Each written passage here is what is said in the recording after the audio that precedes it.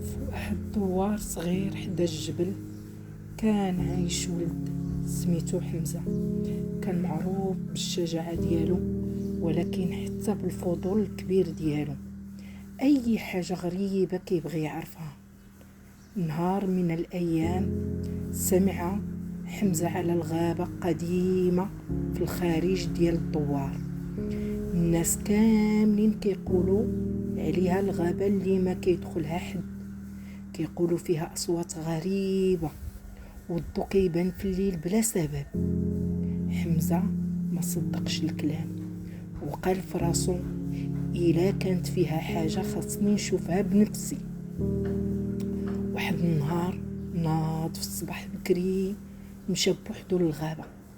الطريق كانت صعيبة والأشجار كبار وكيتحركوا مع الريح بحال إلا كيهضروا. كل خطوة كان كيحس قلبه كيدق بقوة. ومن دخل الغابة سمع واحد الصوت غريب كينادي بسمو: حمزة حمزة حمزة رجع. تجمد في بلاصتو وقال شكون هذا، ولكن ما كان حتى حد.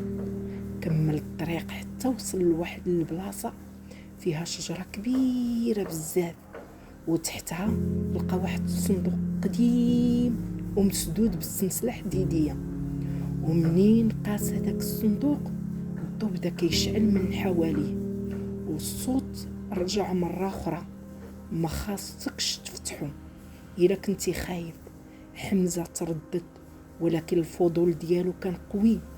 حاول يفتح السلسلة وفجأة طاحت الحالة. ومنين تحل الصندوق خرج واحد الضوء أبيض قوي وظهر كيبان صغير بحال الضو كيهضر. وقال: أنا حارس هاد الغابة، وكنت كنتظر شخص يقلبو شي شجاع بحالك. حمزة بقى مصدوم وقال: شنو باغي مني هذا؟ الكيان قال له: الغابة فيها سر كبير كينقذ الدوار كامل، ولكن خاص واحد الشجاع يطلق. من ديك اللحظة حمزة عرف باللي المغامرة ديالو عاد بدات، وأن حياته غادي تبدل للأبد.